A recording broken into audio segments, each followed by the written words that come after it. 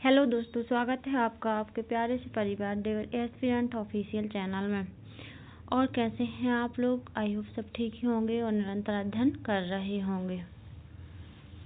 चलिए, तो कल का टॉपिक जो था हमारा वो हुआ था समाप्त, और आज हम कल का टॉपिक क्या था? संज्ञा का हुआ था समाप्त। तो आज हम क्या पढ़ेंगे? सर्वनाम। आज हम शुरू करते हैं सर्वनाम, और सर्वनाम के बारे में पढ़ेंगे, ठीक है। चलिए, तो करते हैं शुरू। सर्वनाम एक बेकारी शब्द है। सर्वनाम क्या है? एक बेकारी शब्द है, ठीक है। चलिए आगे देखते हैं सर्वनाम के भेद। सर्वनाम के कितने भेद होते हैं? 6, ठीक है। सर्वनाम के 6 भेद होते हैं। पहला पुरुषवाचक सर्वनाम, दूसरा है निजवाचक सर्वनाम, तीसरा है निश्चयवाचक सर्वनाम, चौथा अनिश्चयवाचक सर्वनाम, पांचवा है संबंधवाचक सर्वनाम और छठवा है प्रश्नवाचक सर्वनाम। पुरुषवाचक सर्वनाम के कितने भेद होते हैं? पुरुषवाचक सर्वनाम के 3 भेद होते हैं। पहला है उत्तम पुरुष, दूसरा है मध्यम पुरुष और तीसरा है अन्य पुरुष, ठीक है। पुरुषवाचक सर्वनाम के 3 भेद, ठीक है। उत्तम पुरुष, मध्यम पुरुष और अन्य पुरुष। उत्तम पुरुष में क्या आता है? मैं और पर। मध्यम पुरुष में क्या आता है? तुम और अन्य, ठीक है। और अन्य पुरुष में ए और बे आते हैं, ठीक है। चलिए आगे देखते हैं निजवाचक सर्वनाम। निजवाचक सर्वनाम में क्या आता है? आप, अपने आप, स्वयं और खुद, ठीक है। निजवाचक सर्वनाम में स्वयं के बारे में आता है, ठीक है। निश्चयवाचक सर्वनाम में आते हैं यह और वह। अनिश्चयवाचक सर्वनाम में कोई और कुछ, ठीक है। संबंधवाचक सर्वनाम में जो सो जो संबंध बताते हैं वो आते हैं, जैसे जो सो जिसकी और उसकी। और प्रश्नवाचक सर्वनाम में जैसे कब, क्यों, कैसे और क्या, ठीक है। ये प्रश्नवाचक सर्वनाम में आते हैं, ठीक है। चलिए आगे देखते हैं सर्वनाम की परिभाषा। सर्वनाम एक बेकारी शब्द है। सर्वनाम की परिभाषा। ए सर्वनाम का क्या है अर्थ? सर्वनाम क्या है? एक बेकारी शब्द है, ठीक है।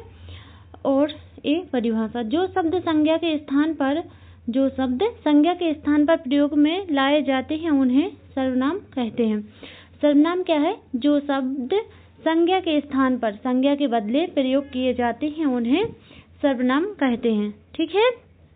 शब्दों की पुनरावृत्ति से बचने के लिए, जैसे कि हम जब संज्ञा का प्रयोग करते हैं तो बार बार उसी शब्द को ना दोहराएं, उसी शब्द की पुनरावृत्ति ना हो, इसीलिए सर्वनाम का प्रयोग किया जाता है। चलिए उदाहरण देखते हैं कैसे करते हैं हम सर्वनाम का प्रयोग। जैसे मोहन कल स्कूल नहीं आया क्योंकि मोहन का स्वास्थ्य खराब था। अब यहाँ मोहन के स्थान पर क्या आएगा? उसका, ठीक है। उसका क्या है? एक सर्वनाम। तो वाक्य कैसा बनेगा? मोहन कल स्कूल नहीं आया क्योंकि उसका स्वास्थ्य खराब था, ठीक है। मोहन क्या है? एक संज्ञा, और संज्ञा के स्थान पर क्या प्रयोग हुआ? उसका क्या है? एक सर्वनाम, ठीक है। चलिए आगे देखते हैं सर्वनाम। सर्व प्लस नाम। सर्व का क्या अर्थ है? सब, और नाम का है सब का नाम, ठीक है। किसी का भी नाम सर्वनाम क्या हो सकता है? किसी का भी नाम सर्वनाम हो सकता है, ठीक है। इसे याद रखना है। चलिए आगे देखते हैं। दूसरा उदाहरण है रजत 7वीं कक्षा में पढ़ता है। उसके पिताजी डॉक्टर हैं। किसके पिताजी? रजत के।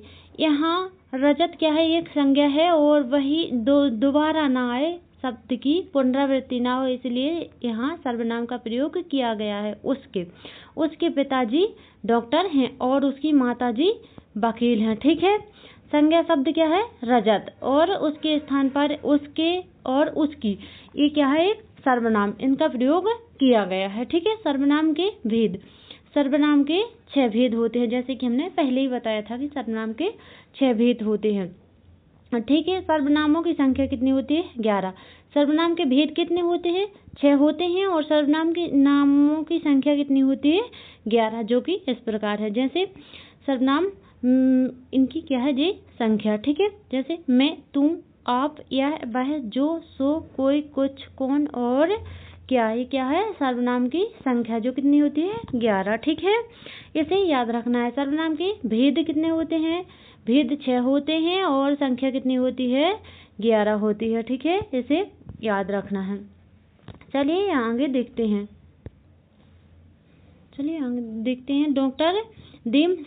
डॉक्टर डीमसिक्स ने संयुक्त सर्वनाम माना है। जो ये सर्वनाम है कुछ ना कुछ और कोई ना कोई को डॉक्टर डीमसिक्स ने क्या माना है?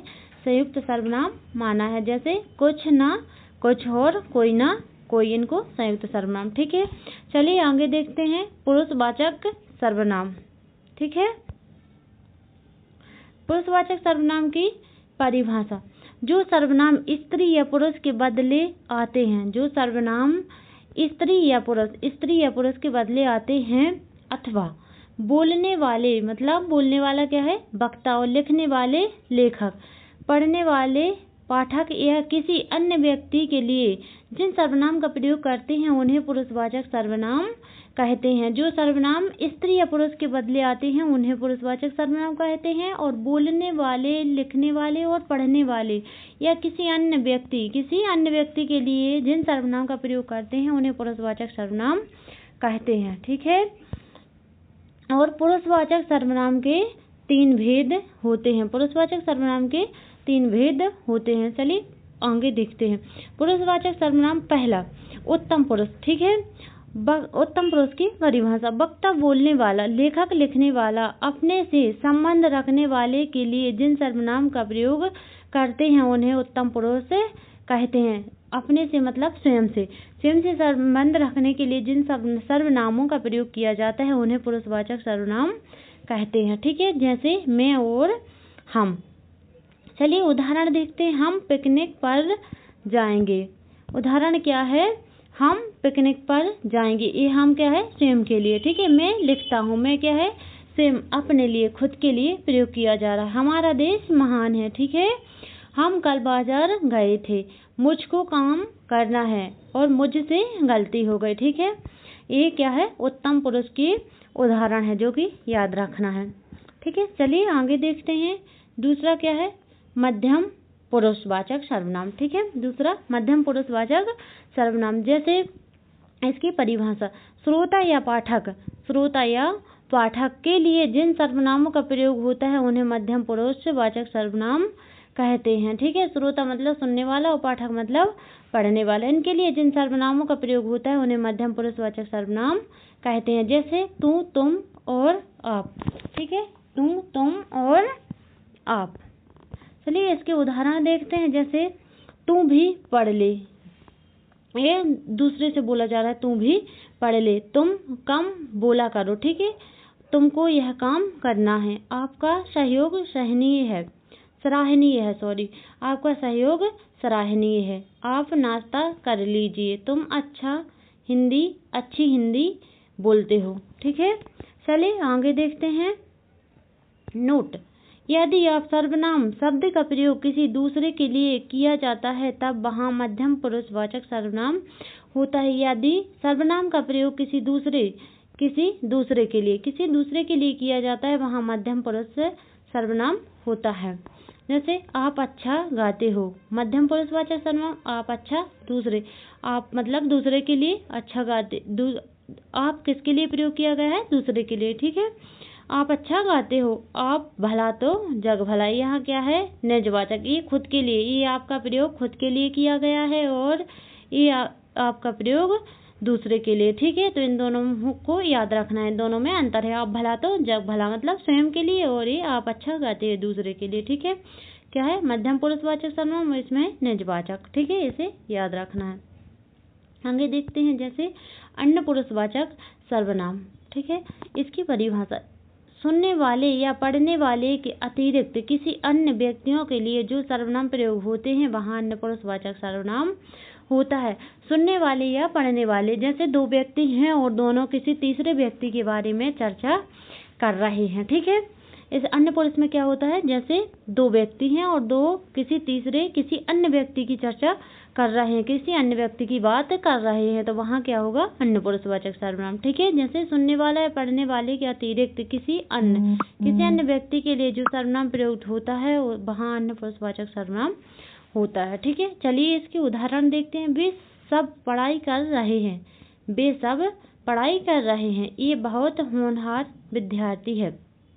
जी, यहाँ तीसरे के बारे में बात हो रही है, उन्हें सम्मान मिला है किसी तीसरे के बारे में, ठीक है। ये सब हमारे साथ खेलेंगे, ठीक है। और उसका घर बहुत बड़ा है, वह जा रहा है, ठीक है। क्या है? अन्नपुरुषवाचक सर्वनाम के उदाहरण। और चलिए आगे देखते हैं। अन्नपुरुषवाचक सर्वनाम, यह पढ़ाई में तेज है, यह किसी तीसरे के बारे में। और निजवाचक में क्या है? वह मेरी कार है, ये मेरी मतलब स्वयं की, ठीक है। यह पढ़ाई में तेज है, किसी तीसरे के बारे में हो रहा है तो अन्नपुरुषवाचक में आएगा। और जैसे निजवाचक में वह मेरी कार है, तो मेरी मतलब स्वयं की, ठीक है, तो ये निश्चयवाचक में आएगा, ठीक है। चलिए आगे देखते हैं। दूसरा भेद सर्वनाम का दूसरा भेद क्या है? निजवाचक सर्वनाम, ठीक है।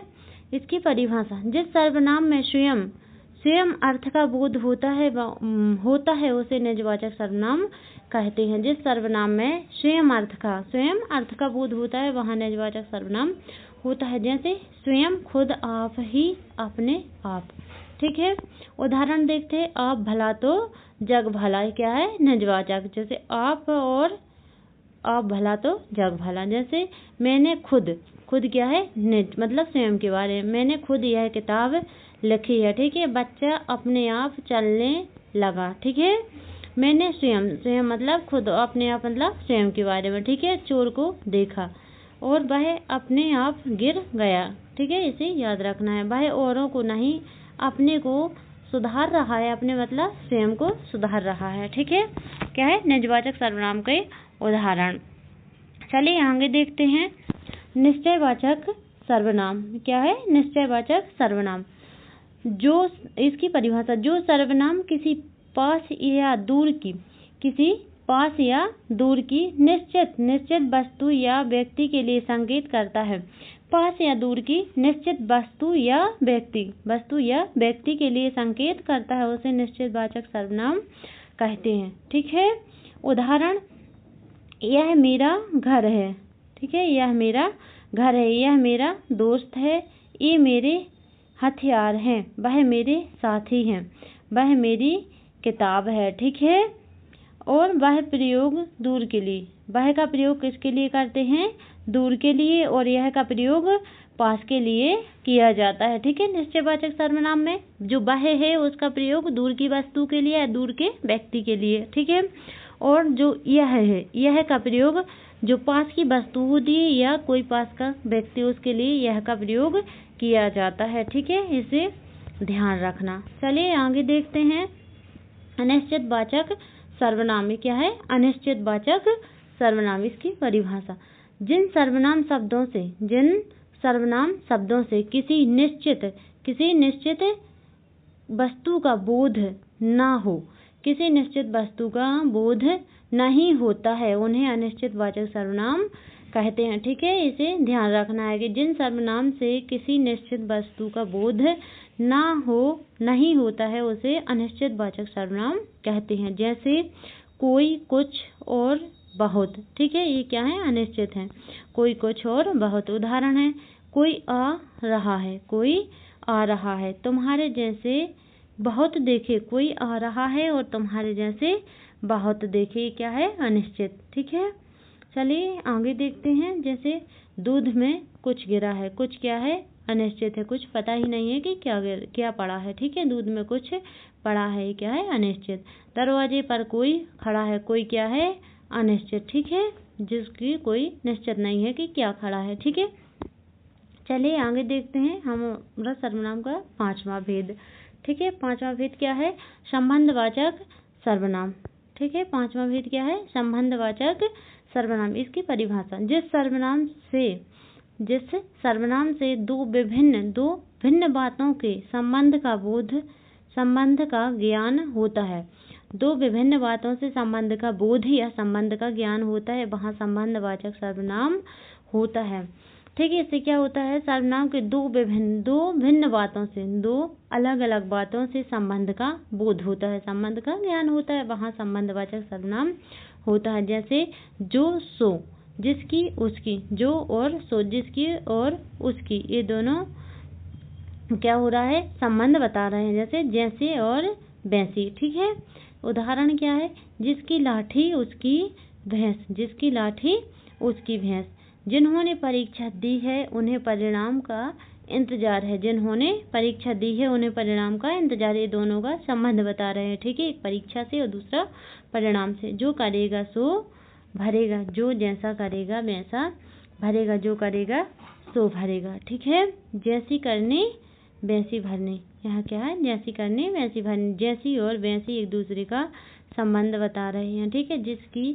जिसका पेन गिरा है वह ले जाए, ठीक है, जिसका और वह, ठीक है, इन दोनों का संबंध है, ठीक है। चलिए आगे देखते हैं सर्वनाम का छठवां भेद। छठवां भेद क्या है, प्रश्नवाचक सर्वनाम, ठीक है। चलिए इसकी परिभाषा। जिन सर्वनाम शब्दों से प्रश्न पूछे जाने का बोध होता है, जिन सर्वनाम शब्दों से प्रश्न पूछे जाने का बोध होता है, ठीक है, उसे प्रश्नवाचक सर्वनाम कहते हैं। चलिए उदाहरण देखते हैं।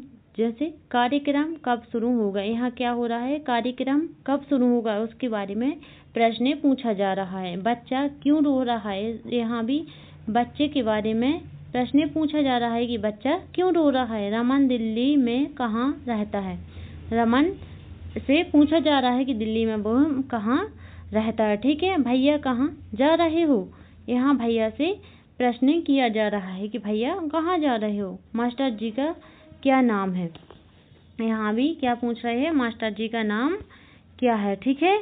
चलिए दोस्तों, तो हमारी क्लास होती है समाप्त और आपके जो सर्वनाम हैं वो हुए कंप्लीट। और अब कल का हमारा टॉपिक क्या रहेगा, विशेषण। तो कल हम विशेषण के बारे में पढ़ेंगे, ठीक है। और आप लोग इस क्लास का कल रिवीजन करके जरूर आना, ठीक है। राधे राधे, धन्यवाद और अपना ख्याल रखना, ठीक है।